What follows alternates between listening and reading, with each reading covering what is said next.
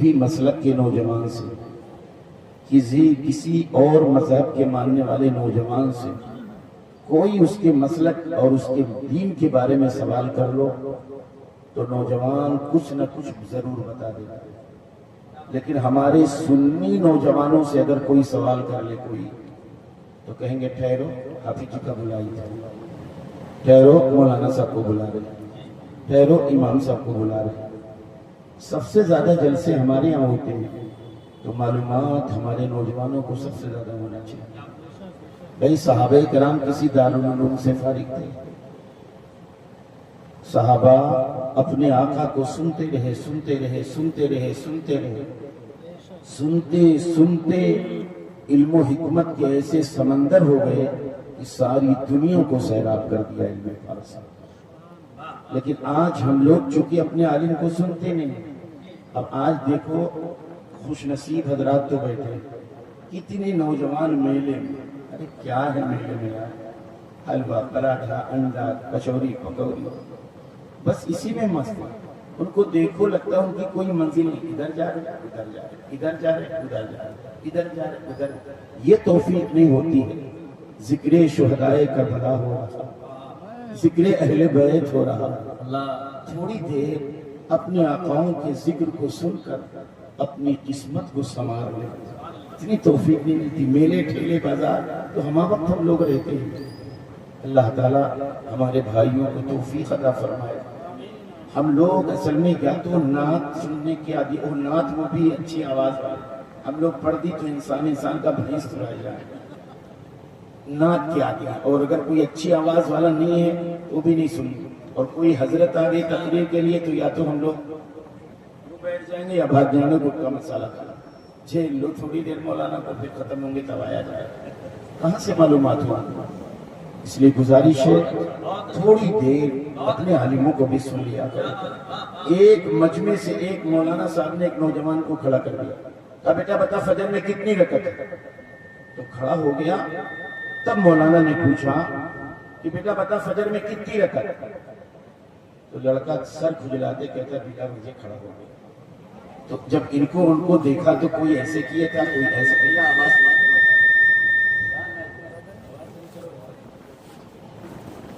کوئی ایسے کیا تھا کوئی ایسے کوئی ایسے کوئی ایسے. کنفیوز ہو کر اس نے کہا حضرت فجر میں عاشق ہے. تو کہا بیٹا بیٹھ. دوسرے سے کہا تو کھڑے ہو بیٹا فجر میں کتنی رکعت؟ کہا 10. تو کھڑے ہو جا بیٹا 12 14 18 22 ہوتے ہوتے 40 تک پہنچا دیا کہ فجر میں 40 رکعت. تو ایک بزرگ بیٹھے تھے، بغل کے نوجوان سے کہا ہو بیٹا کھڑے ہو جا اور مولانا صاحب کو جواب دے دے کہ حضرت فجر میں 4 رکعت ہے. تو نوجوان کہتا بابا چپ رہو، جو مولانا 40 نہیں مانتا ہے بھلا وہ 4 مانے گا. اللہ تعالیٰ رحم فرمائے. تھوڑی دیر کچھ ہمارے اوپر بڑے اعتراضات ہو رہے ہیں کربلا کو لے کر، ہم چاہتے ہیں وہ بھی آپ کے سامنے رکھیں تو ہر نوجوان اس عظیم الشان علم کو لے کر اٹھے.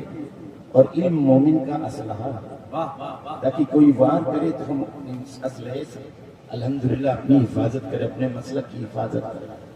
درود پاک پڑھیں. اللہم صلی علی سیدنا مولانا محمد بن عبد الجود والکرم وآلہ بارک وسلم. صلاۃ و سلام علیک یا رسول اللہ صلی اللہ تعالی علیہ وسلم.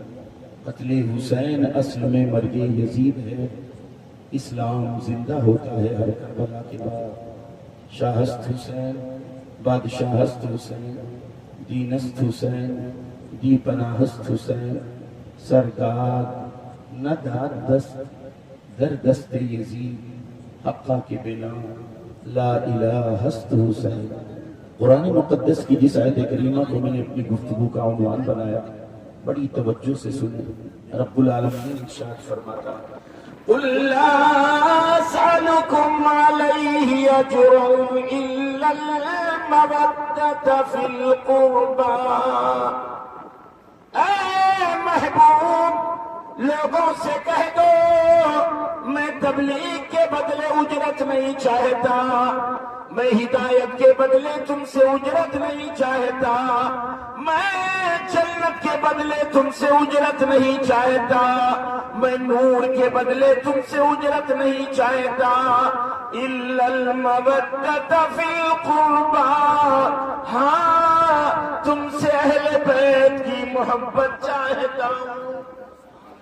اہل بیت کی محبت کا مطالبہ، اہل بیت کی اگر محبت آ گئی پھر آگے اللہ کیا کہتا ہے؟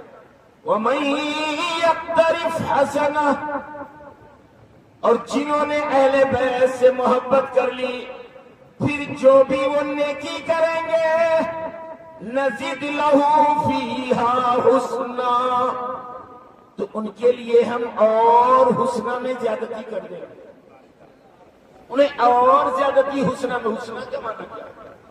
قرآن مقدس کی دوسری آیتیں، ہمارے علماء بیٹھے ہوئے، قرآن کی دوسری آیت کریمہ، للذین احسنوا الحسنى، وہ لوگ جنہوں نے نیکی کیا، اچھے کام کیے، بے حیائی سے اپنے آپ کو دور رہے، اللہ کا قرآن کہتا للذین احسنوا الحسنى، ان کے لیے بھی حسنہ ہے۔ سارے مفسرین کو پڑھ لو، حسنہ سے مراد ہے جنت، ان کے لیے جنت ہے۔ یہاں اللہ فرماتا ہے جس کے دل میں اہل بیت کی محبت ہے، وَمَن يَقْتَرِفْ حَسَنَةً، اور جس نے بھی کوئی نیکی کیا، اہل بیت کی محبت میں جس نے بھی کوئی نیکی کیا، نزید لہو، تو ہم اس کے لیے بڑھا دیتے ہیں حسنہ، اس کے لیے ہم جنت میں اعلیٰ مقام عطا فرما دیتے ہیں۔ اے پروردگار، اگر تو نے جنت ہی نے عطا فرما دیا، ان کے گناہوں کی گٹھری کیا کیا ہوگا، ان کے گناہوں کا انبار کیا کیا ہوگا۔ اللہ رب العالمین آگے فرماتا ہے ان اللہ غفور، اللہ سارے گناہوں کو مٹانے والا ہے۔ اہل بیت کی محبت میں جو نیکی کرو تو تمہیں جنت ہے۔ تو مولا یہ گناہوں کی گٹھری، یہ سیاکاری کی گٹھری، یہ بدکاری کی گٹھری، اس کا کیا ہوگا؟ رب العالمین ارشاد فرماتا ہے ان اللہ غفور، بے شک اللہ سارے گناہوں کو مٹا دینے والا ہے۔ اللہ گناہوں کو مٹا دیتا ہے۔ اور آگے فرماتا ہے شکور، اللہ قدردان بھی، تمہاری قدردانی بھی فرمانے والا ہے رب العالمین۔ اللہ کا یہ اعلان، اہل بیت کی محبت میں جو بھی کوئی نیکی کرتا اس کے لیے اللہ کے تحت جنت میں درجات عطا کرتے اللہ، اور اگر گنہگار ہے، سیاکار ہے، خطا کار ہے، اللہ فرماتے اس کے گناہوں کو پروردگار معاف فرما دینے والا۔ آج ہم حسینی ہیں، آج حالات دنیا کی کیا ہے آپ دیکھ رہے ہو، ہر جگہ تم مارے جا رہے ہو، ہر جگہ تمہاری دکانیں جلائی جا رہی ہیں، تمہاری مسجدوں پر حملہ ہو رہا ہے، تمہاری خانقاہوں پر حملہ ہو رہا ہے، تمہاری عبادت گاہوں پر حملہ ہو رہا ہے، ہر جہاں جان صرف تمہیں کو ٹارگیٹ کیا جاتا ہے۔ تمہارے مکان کے کاغذات صحیح ہو تب بھی تمہارے مکان گرائے جا رہے ہیں، مسجد کے کاغذات صحیح ہو، مدرسے کے کاغذات صحیح ہو تب بھی تمہارے ہی عبادت خانے کو مسمار کیا جا رہا ہے۔ آج ہم اتنے حسینی ہیں، اس کے باوجود ہم خاموش ہیں، ہم چپ ہیں، ہماری طاقت اس لائق نہیں ہے کہ ہمارے بازو میں طاقت و قوت نہیں ہے کہ ہم مقابل کا جواب دے دیں۔ طاقت کہاں چلی گئی؟ آپ آؤ ذرا کربلا کی تاریخ کے آئینے میں سمجھو۔ حضرت حر میدان کربلا میں حسین کے دستے کرم پر کب آئے؟ حضرت حر میدان کربلا میں حسین کے دامن کرم میں کب آئے؟ حضرت حر حسینی کب ہوئے؟ علماء بیٹھے ہیں، پوچھ لو۔ ایک روایت کہتی ہے کہ 10 محرم کو حضرت حر حسینی ہوئے تھے، ایک روایت کہتی ہے 10 محرم کو نہیں بلکہ 9 محرم حضرت حر دامن حسین میں آ گئے۔ گویا حر حسینی کب ہوئے ہیں؟ 10 محرم کو یا 9 محرم کو؟ ایک دن پہلے حر جب حسینی ہوئے میدان کربلا میں، جب کارزار میدان جنگ کا بازار گرم ہوا، حضرت حر ایک طرف مقابلے میں جب گئے تھے اور مقابلے ہو رہے ہیں، ایک اور مقابلے ہو رہے ہیں، لوگ شہید ہو رہے ہیں، دوسرے جا رہے ہیں، شہید ہو رہے ہیں، لیکن اکیلے حضرت حر صبح سے لے کر دوپہر تک کم و بیش 200 یزیدیوں کو جہنم میں پہنچا بچا دیا تھا۔ اے اسلام کے شہزادوں، ایک دن پہلے یہ حسینی ہوئے تو ان کی طاقت کا یہ عالم ہے، اور ہم پیدائشی حسینی ہے، ہماری طاقت کہاں چلی گئی؟ تو آج ہم اپنی طاقت صرف بے حیائی میں خرچ کر رہے ہیں، اپنی طاقت گناہوں میں خرچ کر رہے ہیں۔ اتنا عظیم الشان جلسہ، الحمدللہ یہ حسینی کمیٹی کے نوجوان، آج بھی ہمارے نوجوانوں کو دیکھ لو، مارکیٹنگ ہو رہی ہے، صرف لیپرائٹ کر رہے ہیں، ادھر جا رہے، پتہ نہیں منزل ان کی کون سی ہے۔ ڈاکٹر اقبال نے کہا تھا، عقابی روح جب بیدار ہوتی ہے جوانوں میں، نظر آتی ہے ان کو اپنی آسمانوں میں۔ آج گزارش ہے، میں اپنے نوجوانوں سے گزارش کروں گا، تھوڑی دیر کھڑے ہو جاؤ، خدا کی قسم اگر ایک آنسو اہل بیت شہدائے کربلا، مظلومین کربلا کی محبت میں گر گئے تو سمجھ لو وہ آنسو کی قدر رب العالمین کی بارگاہ۔ اللہ کے حبیب فرماتے ہیں کروڑوں سمندر اگر جہنم کی طرف گرا دیے جائے تو اس کے پانی کو ٹھنڈا نہیں، اس کے آگ کو ٹھنڈا نہیں کر سکتے، لیکن رسول پاک فرماتے ہیں مومن کا ایک قطرہ آنسو گر جائے تو جہنم کی آگ ٹھنڈی ہو جاتی ہے۔ اس لیے بڑی بات ہے، یہ شہدائے کربلا کا بیان ہے، مظلومین کربلا کا بیان ہے، اسیران کربلا کا بیان ہے۔ آج ہمارے اوپر سوالات ہوتے، بڑی توجہ سے سننا۔ سوال ہوتا ہے میدان کربلا میں امام علی مقام ہے، یزید کے ہاتھ پر کم و بیش 200 صحابہ نے بیعت کر لی، 200 صحابہ نے کم و بیش بیعت کی، اور اللہ کے حبیب کا فرمان ہے اصحابی النجوم بأیہم اہتدیتم اہتدیتم، صحابہ میرے سارے صحابہ ستاروں کی طرح، ان میں جس کسی ایک کی اقتدا کر لو تو ہدایت پا جاؤ گے، ایک کی اتباع کر لو ہدایت پا جاؤ گے۔ ایک کی اتباع، ہدایت کی ضمانت رسول پاک دے رہے ہیں، تو 200 صحابہ نے یزید کے ہاتھ پر بیعت کر لی، تو ان کی اتباع میں اور مسلمانوں نے بیعت کیوں نہیں کی؟ سوال ہوتا ہے نا، 200 صحابہ نے جب بیعت کر لی تو ان 200 صحابہ کی اتباع کر لیتے، ایک صحابی کی اتباع ہدایت کی ضمانت آقا دے رہے ہیں، 200 صحابہ کی اتباع میں اگر یزید کے ہاتھ پر بیعت کر لیتے تو کیا خرابی ہوتی؟ بڑی توجہ سے سننا، جواب کیا ہے اس کا؟ اللہ کا قرآن پہلے سننا۔ حرمت علیکم المیتۃ والدم ولحم الخنزیر وما أهل به لغير الله فمن اضطر غير باغ ولا عاد فلا إثم عليه۔ یہ چیز حرام، یہ چیز حرام، یہ چیز حرام، یہ چیز حرام۔ اللہ نے قرآن میں جتنی چیزیں حرام وہ بیان فرمائی جو حرام لذاتی ہے۔ آگے اللہ فرماتا ہے فمن اضطر غیر باغ، جو حالت اضطرار میں نہ جائے، اس کی جان جا رہی، پانی نہیں ہے، شراب ہے، جان جا رہی، کھانے بھی کچھ نہیں، مردار ہے، جان جا رہی، تو اللہ کا قرآن کہتا ہے اتنا پی لو حرام چیز جتنے سے جان بچ جائے۔ فمن اضطر غیر باغ ولا عاد، تو جو حالت اضطرار میں آ جائے اور اس کی عادت نہیں نہ تو خواہش ہے اس کے کھانے پینے کی، لیکن جان بچانے کے لیے اللہ کا قرآن کہتا ہے جس نے کھا لیا اتنا کھا لے جتنے سے جان بچ جائے، کوئی گناہ نہیں، اتنا پی لے جتنے سے جان بچ جائے، کوئی گناہ نہیں۔ کھانے پینے کی چیزوں میں اگر کسی شخص نے تقوی دکھایا، نہیں میں تو کہیں کھاؤں گا، مر جاؤں گا لیکن کھاؤں گا نہیں، تو اگر مر گیا کھایا نہیں تو گنہگار ہوگا۔ علماء سمجھو حرام چیز ہے اور جان جا رہی ہے تو اسلام نے اجازت دیا ہے، رخصت ہے، اتنی چیزیں کھا کے جان بچا لو۔ اگر آپ نے تقوی دکھایا حرام چیز نہیں کھاؤں گا جان چلی جائے تو آپ قرآن کی تفسیر پڑھ لو، آپ گنہگار ہوگے اگر آپ نے نہیں کھایا، اس لیے کھا کر جان بچا لو۔ اب ایک طرف ہے کلمہ کفر، کلمہ کفر بکنا ہے، اگر تو کلمہ کفر نہیں کہتا ہے، گندے نعرہ نہیں لگاتا ہے تو تجھے مار دوں گا، یہ بھی اضطراری حالت آ گئی، یہ کلمہ کفر نہیں بکے گا، میں تجھے مار دوں گا۔ اب ذرا قرآن پڑھ لو، احادیث مصطفیٰ کی روشنی میں آپ ذرا سن لو، اگر کوئی کلمہ کفر بکا رہا ہے تو اسلام نے رخصت دیا ہے کہ زبان سے کلمہ کفر کہہ دو، دل میں اللہ اس کے رسول کی محبت بسائے رہو، اور زبان سے اگر کلمہ کفر کہہ دیا تو آپ مومن ہیں، کافر نہیں ہوں گے۔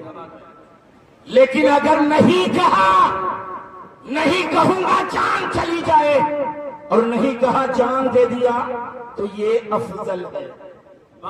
کلمہ کفر نہ کہو، جان چلی جائے، افضل ہے۔ لیکن اگر کلمہ کفر زبان سے کہہ دیا، دل میں اللہ رسول کی محبت ہے، تو اسلام نے رخصت دیا ہے۔ اس کو کہتے ہیں رخصت۔ جان جانے کا خوف ہو تو اگر وہ شخص رخصت پر عمل کیا تو رخصت۔ تو اسلام میں ایک ہے رخصت، ایک ہے عزیمت۔ جمعے کی نماز مسافر پر واجب نہیں ہے، اگر نہیں پڑھا تو رخصت، اور اگر پڑھ لیا تو عزیمت۔ روزہ رمضان کا مسافر پر فرض نہیں ہے، اگر روزہ نہیں رکھا تو رخصت، اور اگر رکھ لیا تو عزیمت۔ اب ذرا آؤ، اب رخصت عزیمت آپ نے سمجھ لیا۔ ہمارے علامہ قاری توحید رضا صاحب قبلہ کے ساتھ ہم سفر کر رہے ہیں، حضرت نے فرمایا مولانا سفر کر رہے ہیں، رمضان المبارک ہے، چلو آؤ سحری کھا لیا جائے۔ میں نے کہا جی نہیں، ہمارے پیر و مرشد جو ہوتے وہ ہمارے پیر سفر میں روزہ نہیں رکھتے، ہم بھی ان کی اتباع میں روزہ نہیں رکھیں گے۔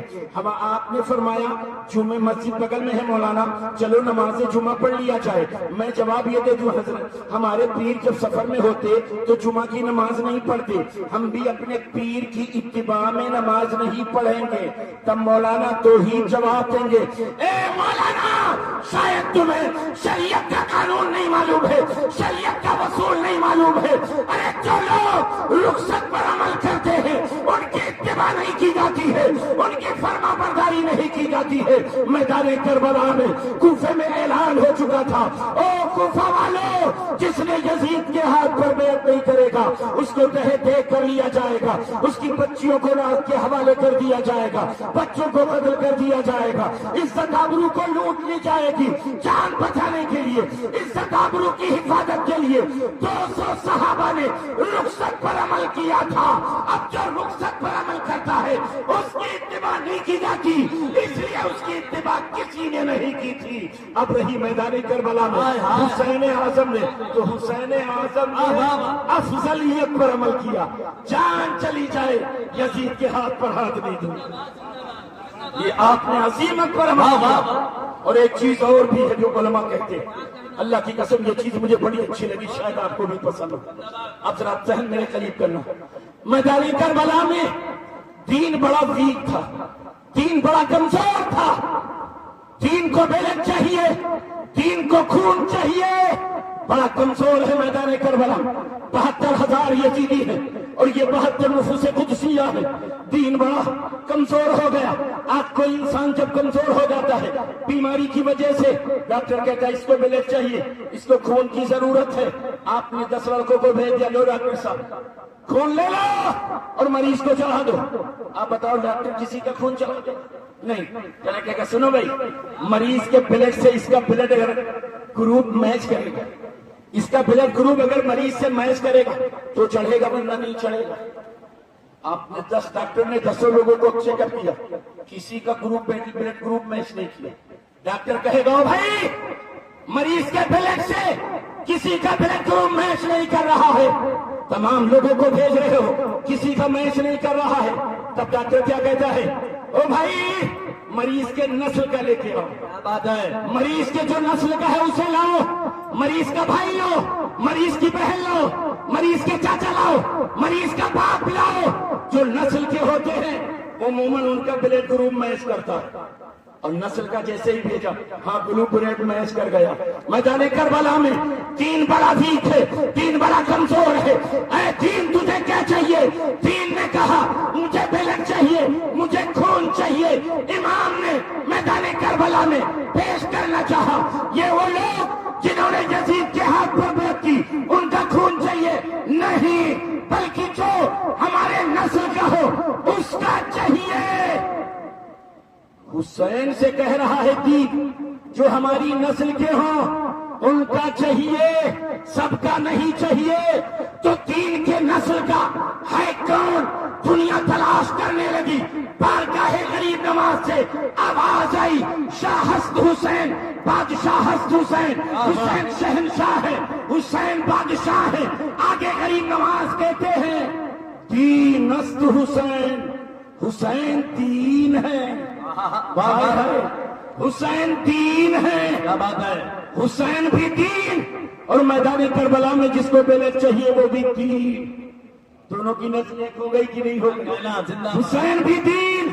میدان کربلا میں جس کو بیلٹ چاہیے جس کو خون چاہیے وہ بھی دین. دونوں کی نسل ایک ہے. آقا حسین نے فرمایا دین تجھے کس کا خون چاہیے؟ جو میری نسل کا ہو. علی اکبر کا بچپنا لے لے اور چاہیے آن محمد کا بچپنا لے لے اور چاہیے علی اکبر کی جوانی لے لے اور چاہیے قاسم کی جوانی لے لے اور چاہیے عبداللہ بن حسن کو لے لے اور چاہیے ابو بکر بن حسن کو لے لے اور چاہیے عمر بن حسن کو لے لے اور چاہیے اللہ اللہ اب کس کا چاہیے لے عباس کا بازو لے لے. دین نے کہا نہیں حسین مجھے تمہارا خون چاہیے. حسین تمہارا بلٹ چاہیے. اب آقا حسین نے جب میدان کربلا میں دین کو اپنا خون دیا ہے پھر اس کے چہرے پر ایسی سرخی آئی کہ دین کے چہرے پر جو چمک دیکھ رہے ہو یہ حسین اعظم کے خون کا صدقہ ہے جو آپ دین چمک رہا. نعرہ تکبیر. ہاتھوں کو اٹھا کے جواب دے. نعرہ رسالت.